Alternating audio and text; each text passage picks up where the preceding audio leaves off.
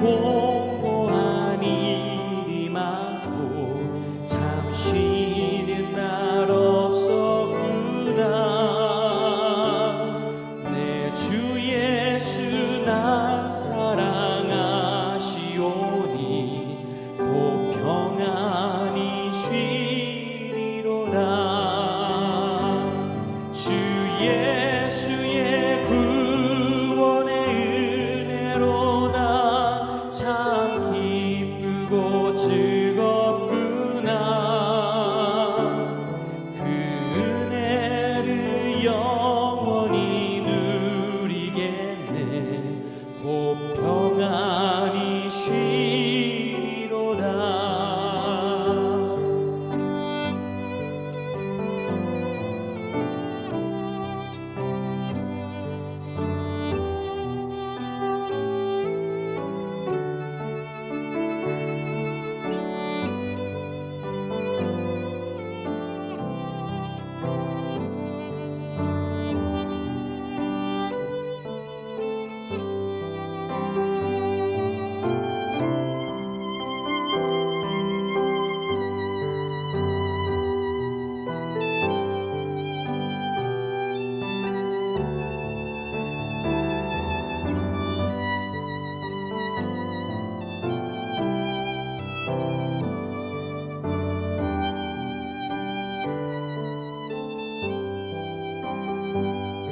이 세상에 죄악된 일이 많고 참 죽을 일 쌓였구나.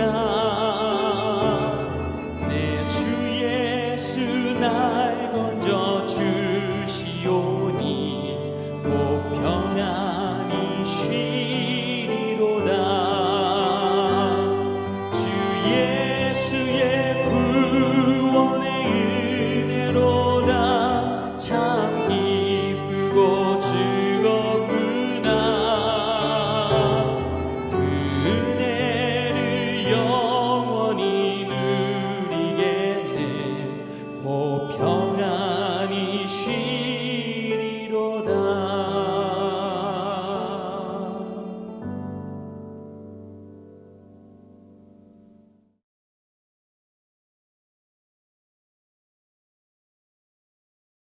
샬롬.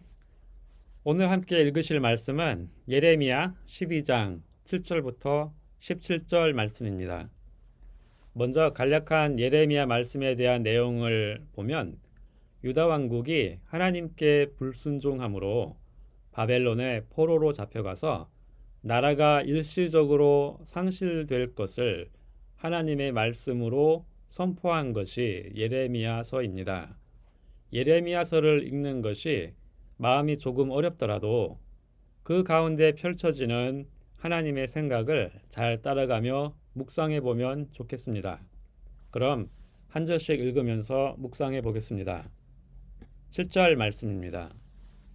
내가 내 집을 버리며 내 소유를 내던져 내 마음으로 사랑하는 것을 그 원수의 손에 넘겼나니. 하나님께서 내 집으로 표현된 유다 백성을 버린다, 내던진다고 하셨습니다. 이것은 원수의 손에 넘기신 사건, 즉 바벨론의 나라가 멸망하고 포로로 잡혀간 사건을 내다보고 있었던 것입니다. 여기서 주목해서 볼 것은 내 집, 내 소유, 내 마음으로 사랑하는 것입니다. 내 것이 말하는 바는 하나님과 유다 백성의 관계를 바라보시는 하나님의 마음입니다. 관계의 형식적인 틀들, 즉 정치, 경제, 종교 제도의 일시적인 조정은 일어날 수 있지만 오히려 그것을 통해서 본질적인 관계를 지키시려 하시는 하나님의 마음과 의지를 볼 수 있습니다. 8절입니다. 내 소유가 숲속의 사자같이 되어서 나를 향하여 그 소리를 내므로 내가 그를 미워하였음이로라. 하나님과 유다 백성의 관계가 사랑과 순종의 관계가 아니라 적대적인 감정이 지배하는 소원한 관계로 바뀌어져 있는 모습을 봅니다. 하나님에게는 여전히 내 소유이지만 유다 백성이 하나님을 향해 가진 태도는 마치 사자가 상대를 위협하는 듯한 적대적인 것으로 드러납니다. 여기서 하나님의 마음은 내 소유에 대한 미움으로 드러나고 있습니다. 관계는 유효하지만 그것이 기준이 없는 맹목적인 관계는 아닌 것입니다. 9절입니다. 내 소유가 내게 대하여는 문이 있는 매가 아니냐? 매들이 그것을 에워싸지 아니하느냐? 너희는 가서 들짐승들을 모아다가 그것을 삼키게 하라. 매들이 사냥감을 에워싸듯이 내 소유가 하나님을 둘러 무엇인가를 얻어내려고 하거나 실력 행사를 하는 것을 말하는 듯 합니다. 이것은 예루살렘 성전을 둘러싸고 일어났던 여러 가지 불의를 저지른 백성들이 자신의 죄를 돌이키지 않고 단순히 용서를 얻어내려는 제사를 두고 한 것은 아닌지 생각해 볼 수 있습니다. 이에 대하여 하나님은 관계의 외적인 형식 가운데 국가의 틀을 잠시 조정하려고 하십니다. 들짐승은 이방의 나라들을 말하는데 이들이 유다 나라를 약탈할 것을 예고하십니다. 10절입니다. 많은 목자가 내 포도원을 헐며 내 몫을 짓밟아서 내가 기뻐하는 땅을 황무지로 만들었도다. 많은 목자는 유다를 둘러싼 열강들을 말합니다. 이들이 와서 유다를 짓밟을 것입니다. 이것을 보면 그동안 유다가 독립국가로 유지되고 평강을 누린 것은 그들의 외교력이나 국력 때문이 아니라 여호와 하나님의 보호하심이었다는 것을 알 수 있습니다. 젖과 꿀이 흐르던 땅이 황무지로 돌아가는 일은 그 땅에 발붙이고 살던 사람들에게 어떻게 다가왔을까요? 11절입니다. 그들이 이를 황폐하게 하였으므로 그 황무지가 나를 향하여 슬퍼하는도다. 온 땅이 황폐하면 이를 마음에 두는 자가 없음이로다. 황무지가 하나님을 향하여 입을 엽니다. 그 땅에 살던 사람들이 입을 열지 않았기 때문입니다.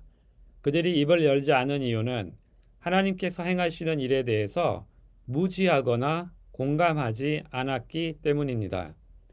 자연은 신음하면서 부르짖는데 사람은 하나님을 향하여 마음을 잃어버린 것입니다. 12절입니다. 파괴하는 자들이 광야의 모든 벗은 산 위에 이르렀고 여호와의 칼이 땅 이 끝에서 저 끝까지 삼키니 모든 육체가 평안하지 못하도다. 파괴하는 자들이 여호와의 칼로 나타나서 모든 사람을 삼킨다고 합니다. 사람들은 샬롬을 말했지만 하나님은 엔샬롬을 말씀하셨습니다.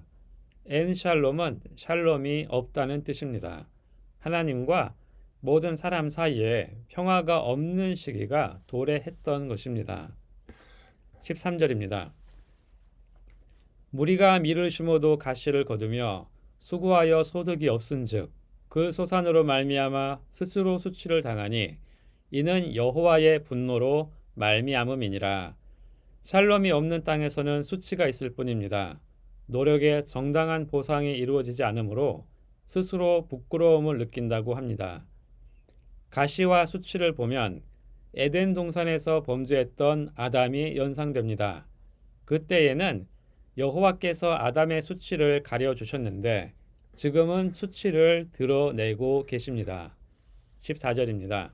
내가 내 백성 이스라엘에게 기업으로 준 소유에 손을 대는 나의 모든 악한 이웃에 대하여 보라, 내가 그들을 그 땅에서 뽑아버리겠고 유다 집을 그들 가운데서 뽑아내리라.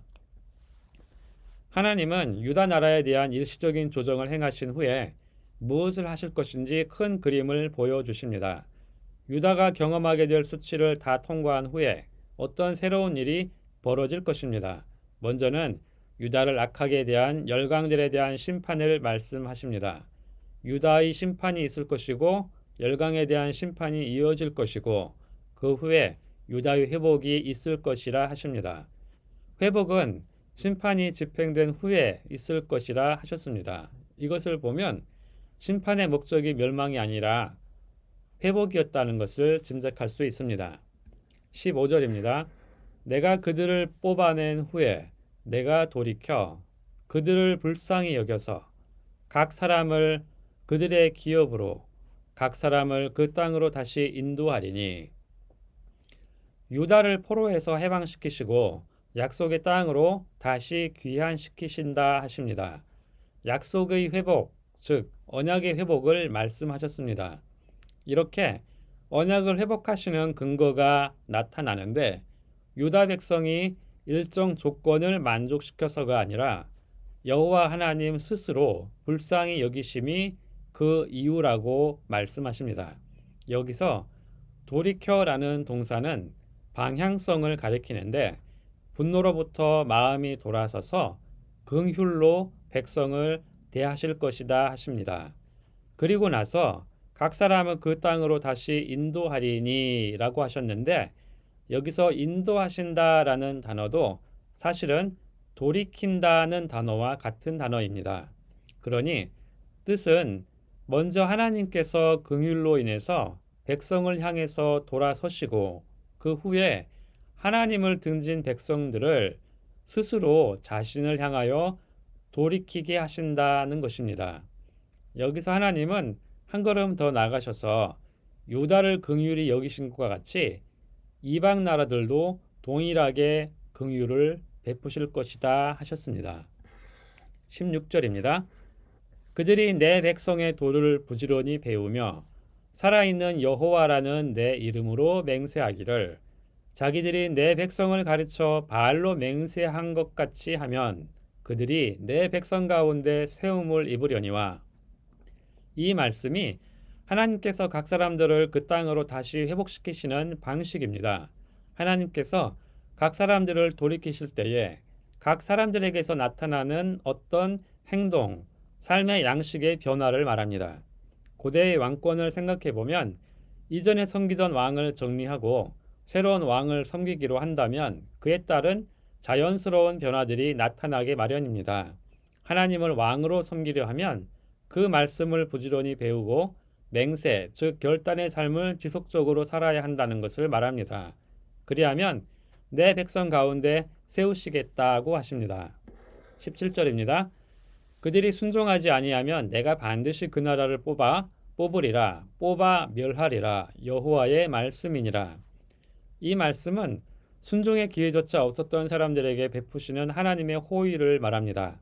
하나님께서 먼저 돌이키시고 각 사람에게 순종의 기회를 새롭게 열어주시고 백성의 도를 부지런히 가르쳐 주셔서 순종할 수 있는 지각과 능력을 베풀어 주십니다.